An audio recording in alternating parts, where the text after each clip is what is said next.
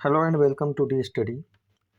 D study की special science की एक खास श्रृंखला में हमने फिजिक्स को स्टार्ट किया है और फिजिक्स में पहली चैप्टर को हमने पहली क्लास में रीड करा है, जिसे मात्रक एवं मापन कहा गया था।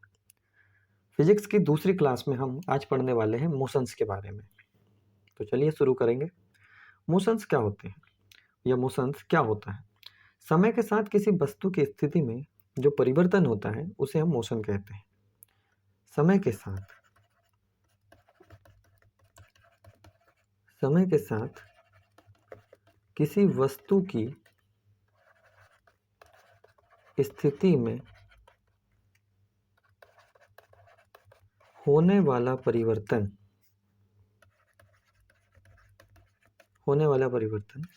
गति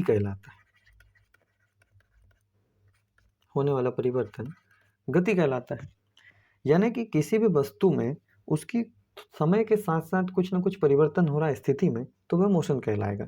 अगर एग्जाम्पल के तौर पे बात करें तो पहला हो जाएगा उड़ता हुआ मच्छर।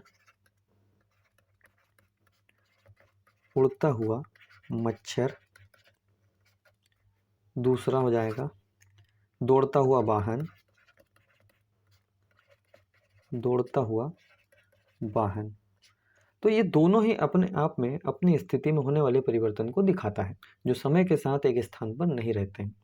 अगर कोई मच्छर उड़ भी रहा है तो समय के साथ उसकी स्थिति में परिवर्तन हो रहा है, और वही परिवर्तन दौड़ते हुए वाहन में भी हो रहा है, क्योंकि वाहन भी समय के साथ अपनी गति में है, और अगर वो गति में है तो हर समय हर सेकंड उसकी स्थिति में परिवर्तन होगा। आइए बात करेंगे मोशंस के प्रकार के बारे में। मोशन के प्रकार, इसे हम कुछ आधारों के हिसाब से 3 भागों में बांटते हैं, जिसमें हमारा पहला आधार होता है दिशा के आधार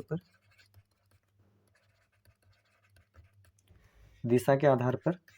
दूसरा हमारा आधार रहता है पाथ के आधार पर, यानी कि मार्ग के आधार पर। और तीसरा होता है समय के आधार पर।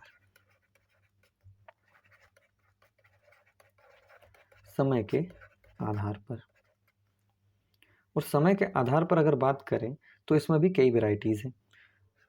ये तीनों प्रकार जो हमारे हैं, तीनों प्रकारों में कुछ न कुछ और भी अंदर प्रकार हैं। जैसे चलिए देखेंगे इनको। जैसे अगर हम दिशा के आधार पर बात करें तो दिशा के आधार पर भी 3 टाइप्स होती है। एक होता है वन डायमेंशनल, जिसको हम बोलते हैं एक बिमी।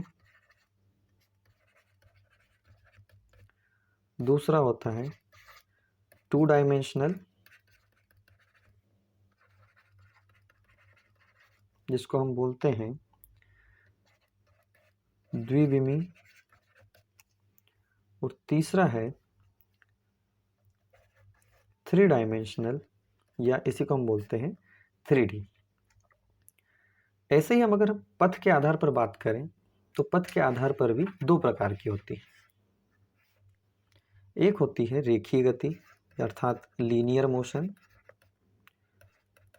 रेखीय गति। और दूसरा होता है कोणीय गति,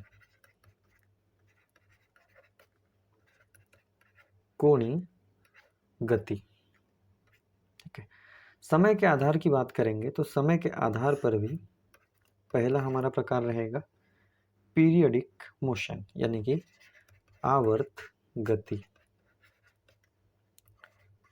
दूसरा प्रकार हमारा रहेगा, या इसी में हम इसको काउंट कर देंगे आवर्त गति में। जैसे इसके एग्जाम्पल की बात करें तो जैसे हो जाएगा घूर्णन गति, या इसी के बाद हो जाएगा वृत्तीय गति, जो सर्कुलर मोशन होता है, वृत्तीय गति। और तीसरा हो जाएगा दोलनी गति, जिसको हम ऑसिलेशन भी बोलते हैं, ठीक। तो इस प्रकार गति को हम डिफाइन करते हैं। गति के 3 प्रकार होते हैं, दिशा के आधार पर, पथ के आधार पर और समय के आधार पर। दिशा के आधार पर हमने देखा 1 डायमेंशनल यानी कि 1D, 2 डायमेंशनल 2D और 3 डायमेंशनल 3D। ऐसे ही हम पथ के आधार पर देखते हैं। पथ के आधार पर 2 प्रकार की गतियां होती हैं, रेखीय गति और कोणीय गति।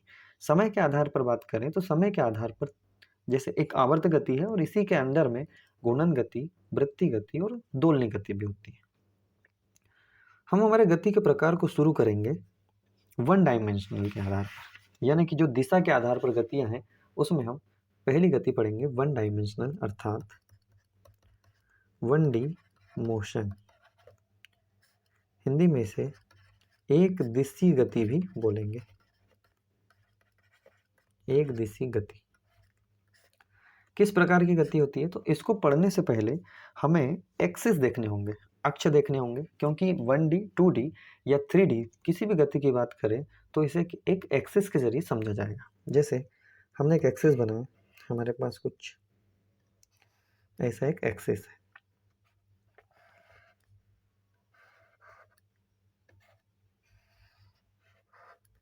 यह हमारा एक्स एक्सिस हो गया, यह हमारा वाई एक्सिस हो गया, और इस साइड यानी कि आगे की साइड और पीछे की साइड ये हमारा जेड एक्सिस हो गया। इसको अगर एक सरल एक्सिस में समझें तो इस प्रकार के दो एक्सिस हैं, ये एक्स एक्सिस है हमारे पास और ये वाई एक्सिस है।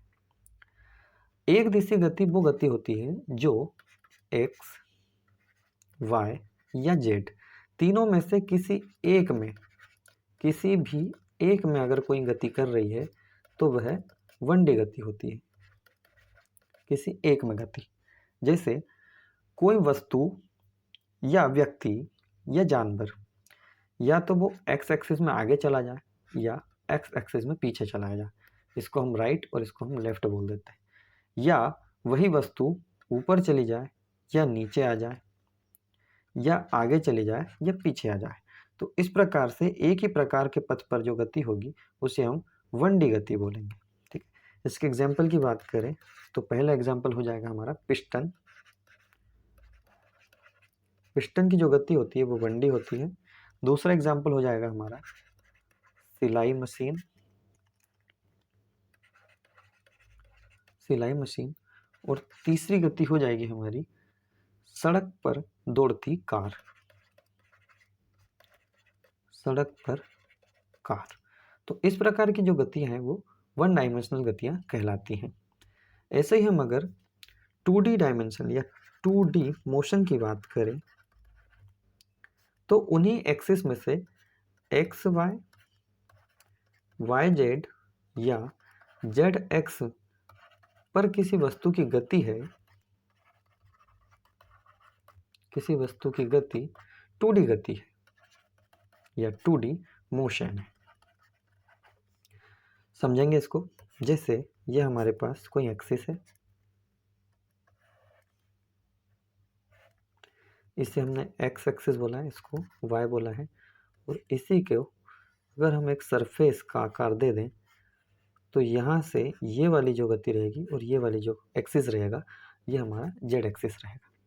अब कोई वस्तु हमें देखना है कि वो 2 डायमेंशनल है या नहीं। इस बात का पता कैसे चलेगा? तो इस बात का पता इससे चल जाएगा कि वह वस्तु इन एक्सिसों में से किसी भी 2 एक्सिस में एक साथ चलना आवश्यक है, अर्थात वह एक समय में एक्स एक्सिस पर चल जाए या वाई पर चले जाए या वाई से जेड पर चले जाए, जेड से एक्स पर चले जाए। तो इस प्रकार की जो गति होती है वो 2D मोशन के अंतर्गत आती है।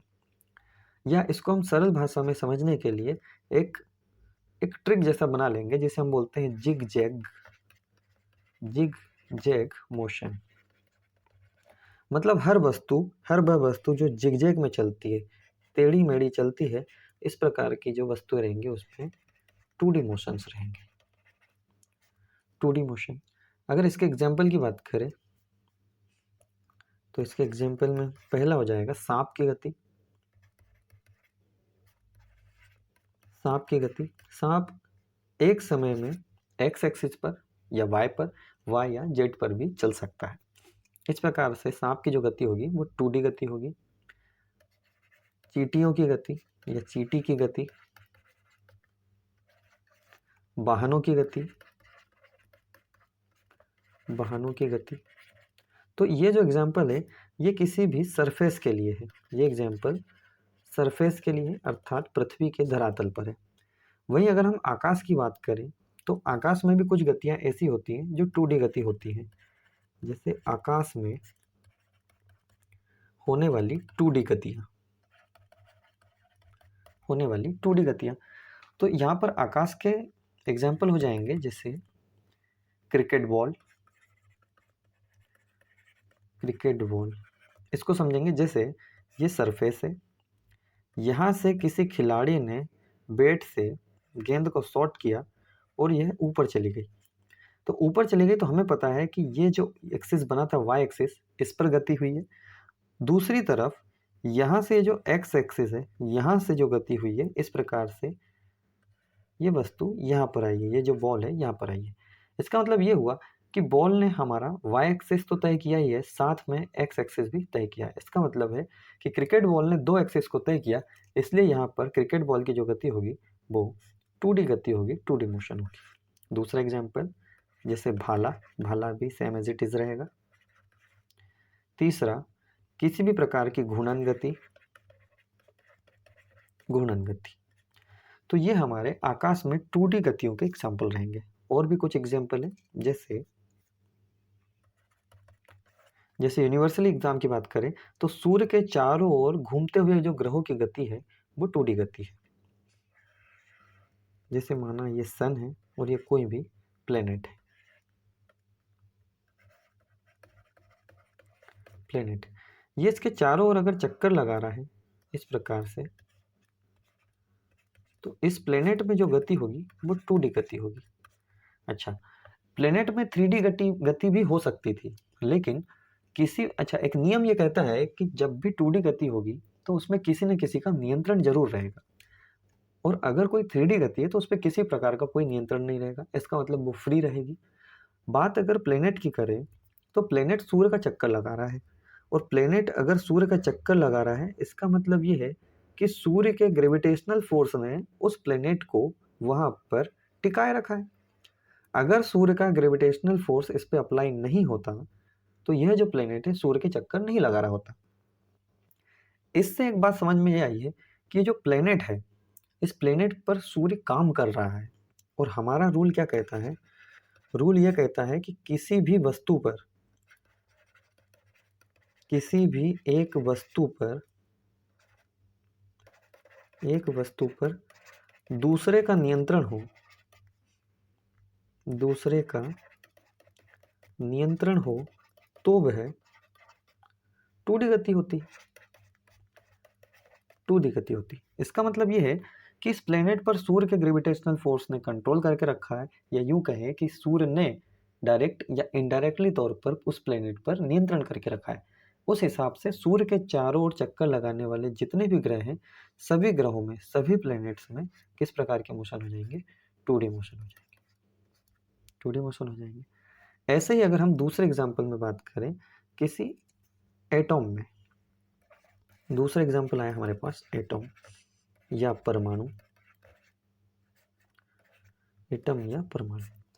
परमाणु में हमें पता होता है कि एक नाभिक होता है, एक न्यूक्लियस होता है, और उसी परमाणु में चारों ओर उसकी कक्षाएं होती हैं, कुछ इस प्रकार से। ठीक, तो इस कक्षा में ये जो इलेक्ट्रॉन है ये इसके चक्कर लगाता है नाभिक के, और नाभिक में हमें पता है कि प्रोटॉन प्लस न्यूट्रॉन होते हैं, और प्रोटॉन और न्यूट्रॉन के कारण ही यहाँ पर न्यूक्लियस पावर होता है या न्यूक्लियर पावर होता है। ठीक है, नाभिकीय बल होता है, हिंदी में बोलेंगे नाभिकीय बल, नाभिकीय बल। तो हमें ये पता है कि इलेक्ट्रॉन पर नेगेटिव चार्ज है, वही प्रोटॉन पर पॉजिटिव, और न्यूट्रॉन तो उदासीन है। लेकिन प्रोटॉन और न्यूट्रॉन के कारण नाभिक में एक बल जनरेट हो चुका है जिसको बोलते हैं नाभिकीय बल। अब ये जो इलेक्ट्रॉन है ये नेगेटिव चार्ज के साथ है और प्रोटॉन पॉजिटिव चार्ज के साथ है। इसका मतलब ये हुआ कि जो नेगेटिव चार्ज है वो पॉजिटिव की ओर अट्रैक्ट होगा, और ये जो इलेक्ट्रॉन है ये अपनी कक्षा को छोड़कर कहीं नहीं जाएगा। इसका मतलब ये हुआ कि ये जो नाभिक है, इस नाभिक ने कहीं ना कहीं इलेक्ट्रॉन पर कंट्रोल करके रखा है, इसलिए नाभिक के चारों ओर इलेक्ट्रॉन की जो गति होगी वो एक 2D गति होगी, 2D मोशन होगा। इसको लिखेंगे हमारा दूसरे एग्जाम्पल में कि इलेक्ट्रॉन का नाभिक के चारों ओर चक्कर लगाना, इलेक्ट्रॉन का नाभिक के चारों ओर चक्कर लगाना 2D मोशन है, 2D मोशन है। चलिए थर्ड पे बात करते हैं हम 3D गति की या 3D मोशन की। 3D मोशन, त्रिविमीय गति भी कहा जाता है इसे। ऐसा ही रहेगा कि कोई एक्सिस है एक्स वाई और इसी को हम अगर एक सरफेस के रूप में बना लें तो ये जो आगे और ये जो पीछे रहेगा ये रहेगी हमारा जेड एक्सिस, जेड एक्सिस, और ये रहेगा एक्स एक्सिस। ठीक है, अब 3D मोशन में हम उन वस्तुओं की गति को देखते हैं जो तीनों प्रकार के एक्सिस में, जो तीनों प्रकार के एक्सिस जैसे एक्स वाई एंड जेड, तीनों एक्सिस में जो वस्तु गति कर लेगी वह 3D गति होगी। ठीक है, तीनों एक्सिस में गति 3D गति होती है, 3D गति होती है। ठीक है, जैसे इसके एग्जाम्पल से कुछ बात समझेंगे हम। जैसे ये जो इसका रूल कहता है कि आकाश या अंतरिक्ष में कोई वस्तु मुक्त रूप से अगर है तो वह 3D मोशन में है। ठीक है, इसका रूल कहता है एक आकाश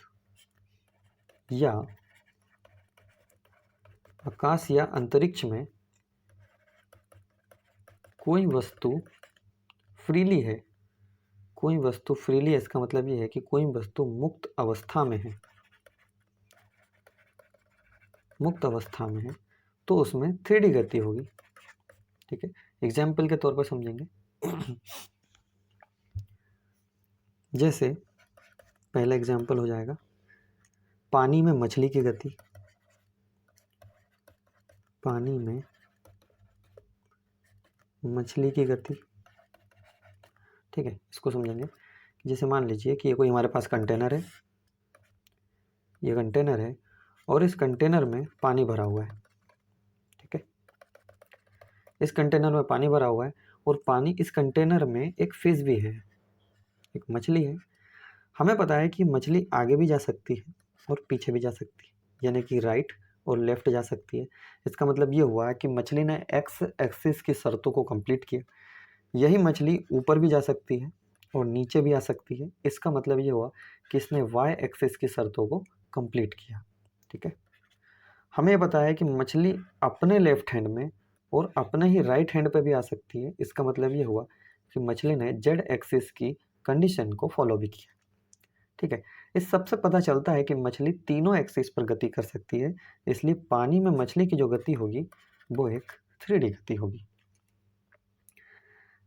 ऐसे ही हम पक्षियों की गतियों को देखेंगे। तो पक्षियों की जो गतियां हैं, पक्षियों की गति यह भी एक 3D गति है। इसको हम मछली के उदाहरण से समझ सकते हैं। तीसरा एग्जाम्पल एरोप्लेन, एरोप्लेन इसमें भी 3D मोशन है। चौथा गैस के अणु या धूल कणों की गति, गैस के अणु या धूल कणों की गति ये भी एक 3D मोशन होगी। तो इस प्रकार हमने दिशा के आधार पर तीनों प्रकार की गतियों को देखा, 1D, 2D और 3D। 1D में एक एक्सिस पर गति हो रहा था, 2D में किसी दो एक्सिस पर गति हो रहा था और 3D में तीनों एक्सिस पर गति होना आवश्यक था। ऐसे ही हम गति के अगले प्रकार को पढ़ेंगे। गति का अगला प्रकार था हमारा पथ के आधार पर। दूसरा आधार था हमारा पथ के आधार पर।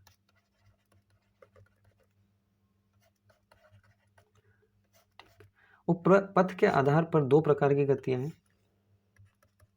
हमने पहले देखा। एक तो है लीनियर मोशन अर्थात रेखीय गति और दूसरा टाइप है कोणीय गति, एंगुलर मोशन। तो रेखीय गति तो सिंपल दिख ही रहा है, रेखीय गति लीनियर मोशन है, एक रेखा में गति करना रेखीय गति कहलाता है।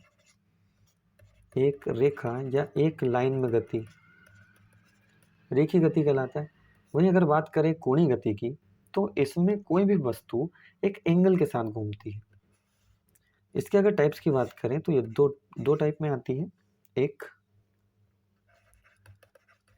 वृत्तीय गति और दूसरी घूर्णन गति। घूर्णन गति, ठीक है। इसे वृत्तीय गति को हम सर्कुलर मोशन भी कहते हैं और घूर्णन गति को हम रोटेशनल मोशन भी कहते हैं। वृत्तीय गति की बात करें तो यहाँ पर वृत्तीय गति की हेडिंग डलेगी, वृत्तीय गति। वृत्तीय गति क्या होती है? किसी बिंदु को केंद्र मान के उसके चारों ओर चक्कर लगाया जाए तो उसे वृत्तीय गति कहा जाता है। जैसे मान लीजिए कि ये हमारा एक सेंटर है, ये कोई पॉइंट है, इसको सेंटर मान लिया और इसके आसपास कोई वस्तु चक्कर लगाने लग गई, ठीक है, तो एक पाथ बन गया। तो ये जो पाथ बनेगा वो सर्कुलर पाथ बनेगा, ये एक सर्कुलर पाथ बनेगा। और इसी सर्कुलर पाथ में अगर कोई वस्तु, यहाँ पर कोई ऑब्जेक्ट इस सेंटर के रेस्पेक्ट में गति करने लग जाए तो इस प्रकार की जो गति होगी वो एक वृत्तीय गति होगी। डेफिनेशन में जाएंगे, किसी बिंदु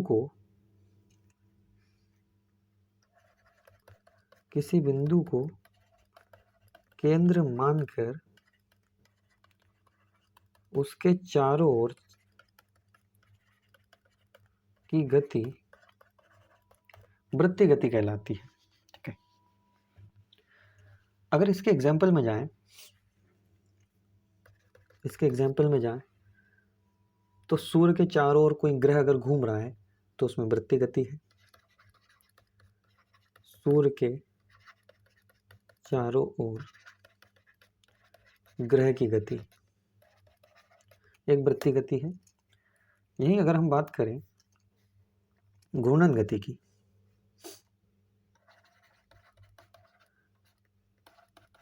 घूर्णन गति अर्थात रोटेशनल मोशन, रोटेशनल मोशन क्या है कि अपने ही एक्सिस पर अपने ही चारों ओर चक्कर लगाना रोटेशनल मोशन होता है। जैसे एग्जाम्पल में अर्थ, पृथ्वी, मान लीजिए कि ये पृथ्वी है, ये उसका एक्सिस है 23.1/2 डिग्री, 23.5 डिग्री इसका एक्सिस है। वो पृथ्वी अपने ही अक्ष पर चारों ओर चक्कर लगा रही है, घूम रही है। तो यहाँ पर ये जो गति रहेगी वो एक घूर्णन गति रहेगी, घूर्णन गति रहेगी। तो इसके डेफिनेशन में जाएंगे कि किसी वस्तु द्वारा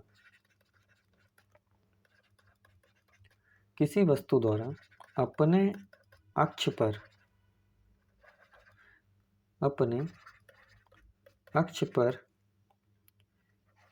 घूमना घूर्णन गति कहलाता है, घूर्णन गति कहलाता है। एग्जाम्पल में हमने अर्थ देख ली है, ठीक है। अच्छा, हर जो वृत्तीय गति है उसमें घूर्णन गति नहीं होती है, लेकिन हर घूर्णन गति में वृत्तीय गति होती है, इसलिए नोट करके लिखेंगे, हर घूर्णन गति में वृत्तीय गति होती है, वृत्तीय गति होती है। किंतु हर वृत्तीय गति में घूर्णन गति नहीं होती है, घूर्णन गति नहीं होती है। जैसे एग्जाम्पल के तौर पर अगर बात करें, ये अर्थ है, ये सूर्य के चारों ओर चक्कर लगा रही है।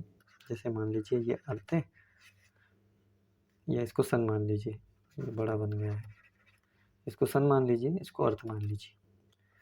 ये जो अर्थ है ये सूर्य के चारों ओर चक्कर लगा रही है, इस हिसाब से इसमें कौन सी गति हो गई? सर्कुलर मोशन हो गया, ठीक है, वृत्तीय गति हो गया। वहीं अगर हम अर्थ के रेस्पेक्ट में उसी के एक्सिस पर चारों ओर की गति की बात करें तो इसमें घूर्णन गति भी हो गई, ठीक है।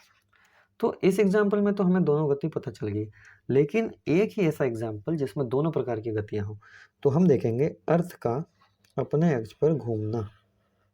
ये अर्थ है, इसका एक्सिस है 23 से 1/2 डिग्री। ठीक है, अर्थ के किसी एक पॉइंट को हम चिन्हित कर लें और हम देखें कि ये जो पॉइंट है अपनी घूर्णन गति के दौरान एक पूरा चक्कर काट कर उसी स्थान पर आ चुका है और एक वृत्त का निर्माण कर लिया है, तो इस प्रकार पृथ्वी की घूर्णन गति में कौन सी गति हो गई? वृत्तीय गति। वृत्तीय गति, ठीक है। और घूर्णन के कारण ही तो वृत्तीय गति हुई है, इसका मतलब कि घूर्णन गति उसमें ऑलरेडी है। तो यहाँ पर हमने देखा कि कुछ एग्जाम्पल ऐसे भी हैं जिसमें वृत्तीय गति और घूर्णन गति दोनों होती है। और नोट के हिसाब से घूर्णन गति में वृत्तीय गति हो सकती है, लेकिन वृत्तीय गति में घूर्णन गति नहीं हो सकती है। ठीक है, इस प्रकार हमने मोशंस के कुछ एग्जाम्पल देखे, उनके प्रकार देखे। आगे आने वाली क्लासेस में हम इनके प्रयोग देखेंगे कि इनके प्रयोग कहाँ कहाँ पर हो रहे हैं। जैसे कि अपकेंद्री बल हो गए, अभिकेंद्री बल हो गया, दोनों ही वृत्तीय गति पर आधारित है। ठीक है, जब हम वर्ग पढ़ेंगे तब वर्ग में भी इनका काम पड़ेगा। और भी फिजिक्स की कुछ टर्मिनोलॉजी हम देखेंगे, जैसे रेखीय गति से संबंधित कुछ महत्वपूर्ण टॉपिक्स रहेंगे जिसमें दूरी और विस्थापन रहेगा। तो फिलहाल आज की क्लास के लिए तो इतना ही रहेगा।